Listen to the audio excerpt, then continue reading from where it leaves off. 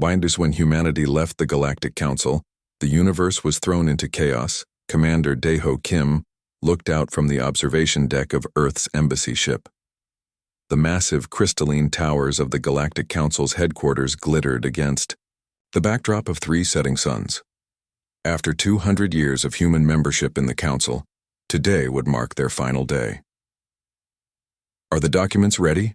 Daeho asked, turning to Ambassador Jisoo Park, who stood beside him. "Yes, Commander. The official withdrawal notice has been prepared," Jisoo replied, her voice steady despite the weight of the moment. "The Council members are gathering now."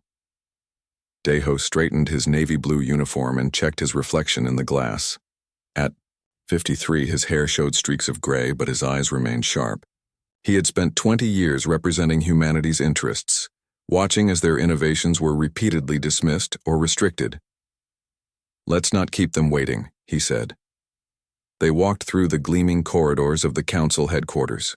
Beings from across the galaxy moved aside, some whispering as the humans passed.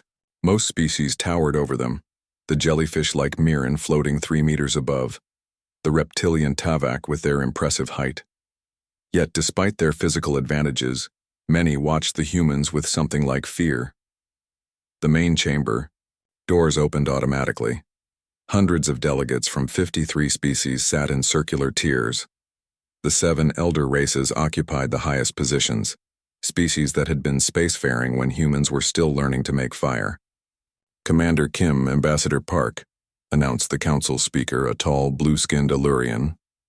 "You have requested this extraordinary session. The Council recognizes Earth's representatives." Daeho stepped forward to the central platform. His voice projected clearly through the chamber. "Honored members of the Galactic Council, for 2 centuries humanity has participated in this alliance. We joined as students, eager to learn from those who had mastered the stars millennia before us." He paused, looking around the chamber. "But we have come to understand that we will never be seen as equals here. Last month, our proposal for the quantum field stabilizer, technology that could end resource scarcity across dozens of systems, was rejected, citing safety protocols that your own scientists confirmed were unnecessary." Murmurs spread through the chamber. The Tavak representative, a reptilian female named Velnar, leaned forward. "Commander Kim, such technologies require centuries of testing. Your species moves too quickly, without consideration for cosmic balance." Jisoo stepped forward now. "With respect, Counselor Velnar, your species spent 3,000 years using plasma drives before considering alternatives. We developed warp technology in less than a century. Our quick pace is not a flaw. It's our greatest strength." A tall, thin representative from the Zora Collective stood. "Perhaps if humans showed proper deference to those with greater experience—" "Deference?" Daeho interrupted, his patience finally breaking. "We have shown nothing but deference. We followed your regulations. We shared our innovations. We even fought your wars." He gestured to the medals on his chest. "I personally led the defense against the Krell invasion that threatened your homeworlds." The chamber fell silent. "You fear what we might become," Daeho continued. "Humanity joined as students, but you never intended for us to graduate." He removed a small crystal data cube from his pocket and placed it on the central pedestal. It glowed blue as it connected with the Council systems. "This contains humanity's formal withdrawal from the Galactic Council, effective immediately. We will maintain peaceful relations and honor existing trade agreements for 1 standard year, allowing time for transition." The Council speaker looked genuinely surprised. "This is unprecedented. No species has ever voluntarily left the Council." "Then perhaps that is the problem with the Council," Jisoo said quietly. As they turned to leave, an elderly representative from the Indari, one of the oldest races, called out, "You will return. All species need the Council's guidance and protection." Daeho paused at the doorway. "Perhaps someday, but not as supplicants. When humanity returns, it will be as equals, or not at all." Back on their ship, as they prepared to depart Council space, Jisoo asked, "Do you think we've made a mistake?" Daeho watched as the magnificent Council headquarters receded from view. "No. For too long we've been trying to prove ourselves worthy of them. It's time they proved themselves worthy of us. As their ship engaged its engines, neither of them could have predicted how quickly the Council's carefully constructed order would begin to unravel without humanity's presence. The first signs of trouble would appear within days, not the years or decades the Council had arrogantly assumed. Within days of humanity's exit, Trade Commissioner Hae-Nul Lee stood at the massive viewport of Earth's orbital station. The usual traffic of alien merchant vessels had thinned dramatically. The Council's sanctions had been swift but unsurprising. They still believe we'll come crawling back, Hae-Nul said, watching as another human transport ship arrived from the colonies. Her assistant Jin Ho handed her a data tablet. Latest reports from our border outposts. The sanctions aren't working as they hoped. Hae-Nul smiled as she reviewed the numbers. Without Council restrictions limiting human innovation, Earth scientists had already published designs they'd been forced to keep hidden for decades. New manufacturing methods were cutting production times in half. Human colonies were adapting faster than anyone had predicted. "What about the rumors from Council space?" she asked. Jin-Ho's expression grew serious. "They appear to be true. 3 minor species have formally requested trade agreements with us, despite the Council's ban. And there are reports of heated arguments during Council sessions. They never understood what we actually contributed," Hae-Nul said.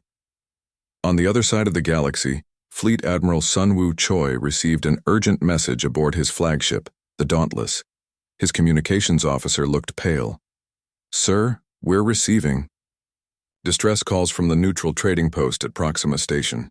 There's been an attack." Sunwoo's command center quickly filled with his senior officers as they assessed the situation. The view screen showed footage of damaged ships and a partially destroyed space station. Vormaxian warships opened fire on a Delphian diplomatic vessel, the intelligence officer explained. The Delphians returned fire. The station was caught in the crossfire. "Casualties?" Sunwoo asked grimly. "Over 200, including station personnel." Sunwoo ran a hand through his gray hair. For 3 centuries, the Vormaxians and Delphians had maintained an uneasy peace, primarily due to human diplomatic efforts. Humans had served as mediators, finding compromises that the ancient enemies could accept without losing face. "They're like children testing boundaries after their parents leave," his first officer remarked. "No," Sunwoo corrected. "They're like old rivals who've just realized their referee has left the game." Within 3 weeks, similar conflicts erupted across Council space. The careful balance that had maintained peace for centuries began to crack. Smaller species that had relied on human advocacy found themselves ignored by the elder races.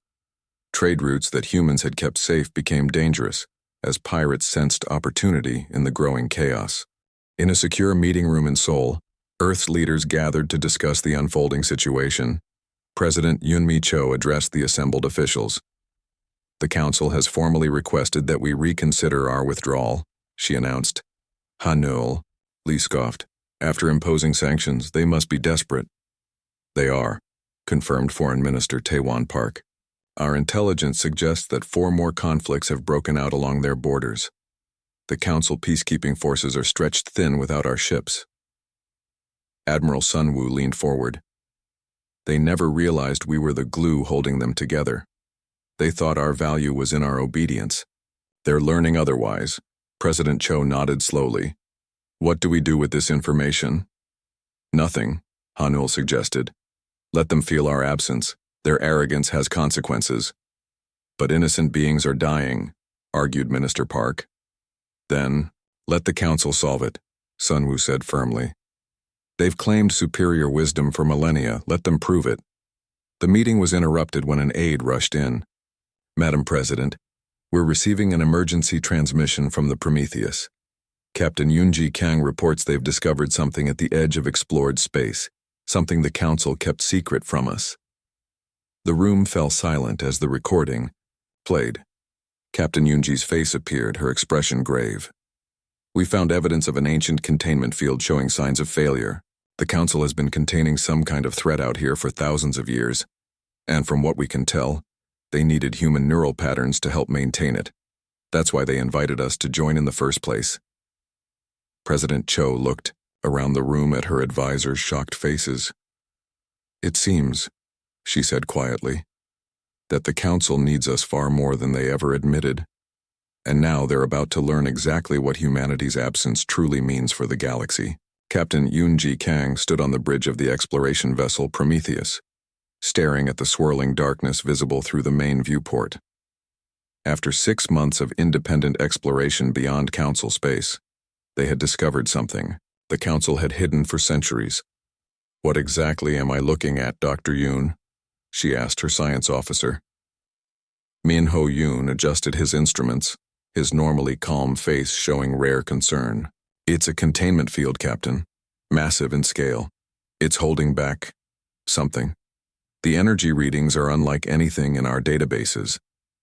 The darkness beyond the field seemed to move with purpose, tendrils occasionally pressing against the shimmering barrier before retreating." "The council told us they were just legends," Min-ho whispered. "The Void Eaters." Yoon-ji felt a chill. Every spacefaring species had myths about ancient horrors lurking between stars. Humans had dismissed them as superstition, until now. "Field is failing in sections," Min-ho continued. "And look at this." He pointed to energy signature readings. "These patterns match human neural activity. The containment system is partially powered by human brainwaves. That's why they invited us to join the council in the first place." Yoon-ji's communicator chimed. "Captain, we're receiving an encrypted transmission from Earth Command. Priority 1. Back in human space, the situation was evolving rapidly. The newly formed Free Systems Coalition, led by humanity, had grown to include 15 former council species and a dozen that had never been invited to join the council at all. Trade. Minister Hanul Lee addressed representatives from all these worlds in the Grand Assembly Hall in New Singapore. The massive space station had become the coalition's headquarters, its construction completed in record time after human engineers were freed from council restrictions. "Our new trade routes have increased economic activity by 40% across coalition space," Hanul announced. "Ships using our new shield technology can now safely travel paths that were once considered too dangerous." A representative from the Tellarites, a species that had broken from the council just weeks after humanity, stood to speak. "The council called us traitors. Now 3 more council members have requested to join our coalition." "Let them wait," suggested another delegate. "As we did in their chambers for centuries." Hanul raised her hand for quiet. "We will not repeat their mistakes. Any species committed to equal partnership is welcome, regardless of their past." The assembly erupted in applause. Outside the meeting hall, holographic displays showed the expanding coalition territory alongside reports of continuing turmoil in council space. The once unified body had fractured into 3 competing blocks, each blaming the others for the current crisis. On Earth, President Yoon-mi Cho studied the reports from the Prometheus with growing concern. The ancient threat at the galaxy's edge could no longer be ignored. "The council knew," she said to her advisors.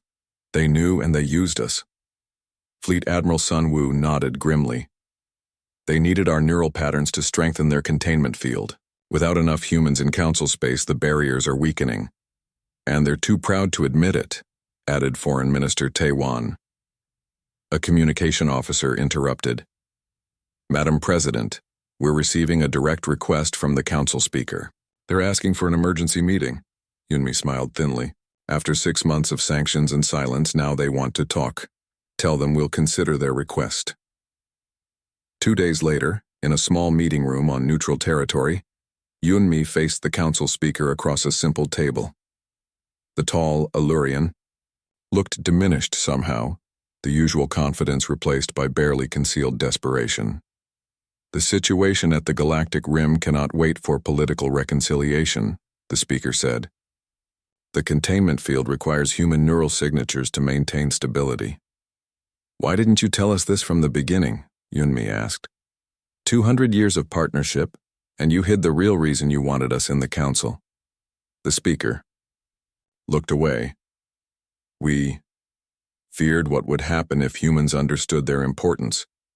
Your species advances so quickly, is so unpredictable. The elder races worried you would demand too much power. And now you need us, Yunmi observed. But the question is, do we need you? Dr. Sujin Quan never expected to see council representatives on Earth again. Yet here they stood in the Global Assembly Chamber in Geneva, their grand robes and ceremonial staffs looking out of place among the simple, practical uniforms of Earth's military and scientific leaders. The 7 delegates from the elder races had arrived with little warning, requesting an emergency meeting. President Yunmi sat at the head of the long table, her expression giving away nothing. Admiral Sunwoo and several other military commanders flanked her on one side, while Sujin and her team of scientists sat on the other. The Arcturian ambassador, tallest among the delegates, stepped forward.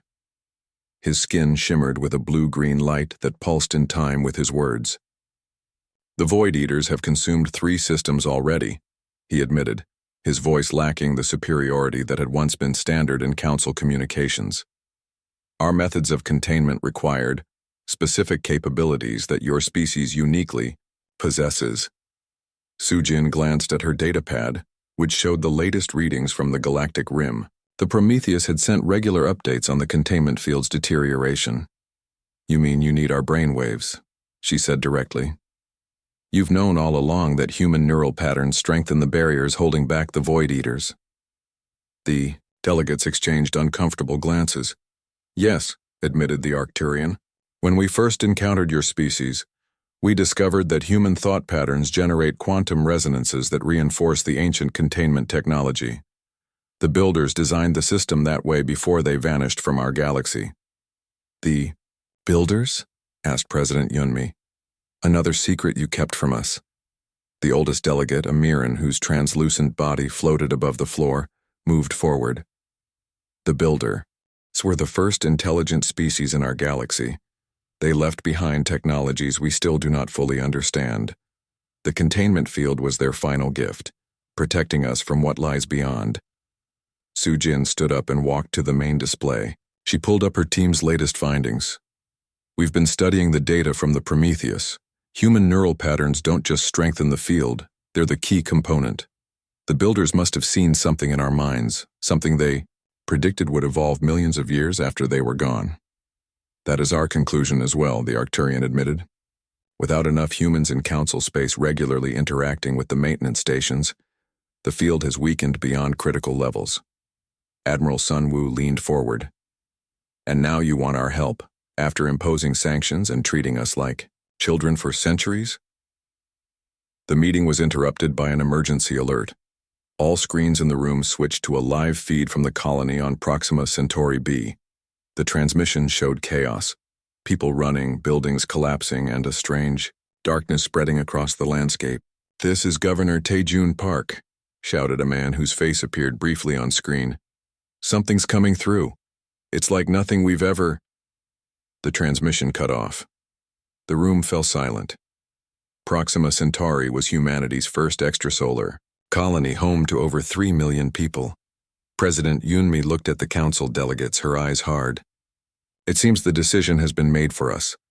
The Void Eaters have reached human space." She turned to Sujin. "Doctor, you have full authority to access any resources you need. Find a way to stop this." Within hours, the coalition had mobilized its fleets.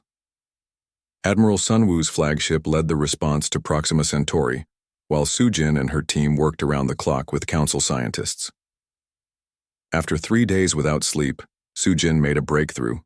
She rushed into the emergency command center where coalition and council leaders had gathered. "I know how to strengthen the containment field," she announced, "but it will require something the council never tried. We need to combine their ancient knowledge with our technology in a completely new way." "Will it work?" asked President Yunmi. Sujin looked at the display showing the spreading darkness that had already consumed 2 more systems. "It has to," she replied. "Because if it doesn't, there won't be a galaxy left to save." Admiral Junho Park stood on the bridge of the flagship Defiance, watching as the combined fleet assembled around Earth.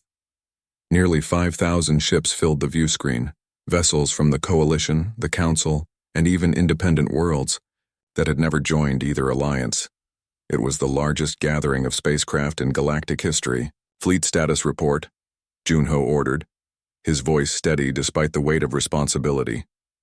His first officer, Yuri, stepped forward. All ships in position, Admiral. The human vessels are at the front as planned, with Council ships providing support.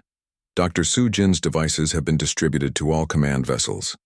Junho nodded. They had only one chance to push back the Void Eaters and repair the ancient containment field. Already, the darkness had consumed 7 systems, including humanity's first colony. Billions of lives had been lost. Open a channel to all ships, he said. Junho looked at the faces appearing on his communication screen. Captains from 50 different species, all waiting for his command. Just months ago, most would have dismissed a human admiral. Now, their survival depended on following his orders. This is Admiral Park. Today we face an enemy that threatens all life in our galaxy. The plan is simple but requires perfect timing. Human ships will form the front line, generating the neural pattern field that Dr. Sujin has designed. Council vessels will channel the ancient energies through the pathways we've established. Everyone else provides fire support against any void manifestations. He paused, looking at each face.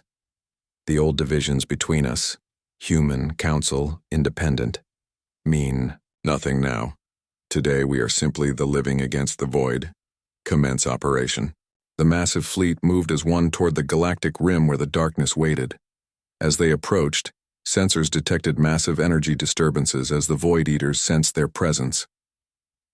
On Earth, Dr. Sujin monitored the operation from the command center surrounded by scientists from a dozen worlds. The neural network is forming, she announced, watching as the human ships generated the special field. Council vessels, begin the energy transfer now. The Arcturian ambassador stood beside her, his blue-green skin pulsing with tension. It's working. The ancient systems are responding to the human patterns. Then the Void Eaters attacked. Dark tendrils shot through space, wrapping around ships and crushing them instantly. The fleet's weapons fired in response, bright beams of energy cutting through the darkness. Hold formation, Junho ordered as ships around him exploded. We need 3 more minutes for the field to stabilize. The battle raged across the rim of the galaxy. Hundreds of ships were lost, but the survivors maintained their positions, human captains leading with a determination that amazed their alien allies. When the containment field finally flared to life, the effect was immediate. The darkness recoiled, pushed back by the combined force of human neural patterns and ancient technology. As the Void Eaters retreated, the fleet pressed its advantage, sealing the breaches in the field one by one. 3 weeks later, Commander Daeho Kim, now serving as Earth's chief diplomat, sat across from representatives of all galactic species in the newly constructed Concord Hall on Luna. The document before them would reshape galactic civilization. The Charter of the Galactic Concord, Daeho said, establishes an alliance of equals. No more elder races with special privileges. No more treating younger species as children. Each world contributes based on its strengths and receives protection, and benefits accordingly. The Mirren representative floated forward. For 10,000 years the Council ruled by tradition. But tradition failed us when the darkness came. And now? Asked a representative from a small world that had never been invited to join the Council. Now we build something better, Daeho replied. Humanity did not leave the Council to watch the galaxy fall into chaos. We left because the old system could not evolve. The universe needed that chaos. Sometimes systems must break before they can be rebuilt stronger. As the charter was signed, Daeho looked out at the Earth hanging in the lunar sky. Humanity had not just found its place among the stars. It had transformed the very nature of galactic civilization. And somewhere at the edge of the galaxy, the containment field shone with new strength, powered by the unique connection between human minds and the ancient technology of the builders who had somehow, millennia ago, foreseen humanity's coming.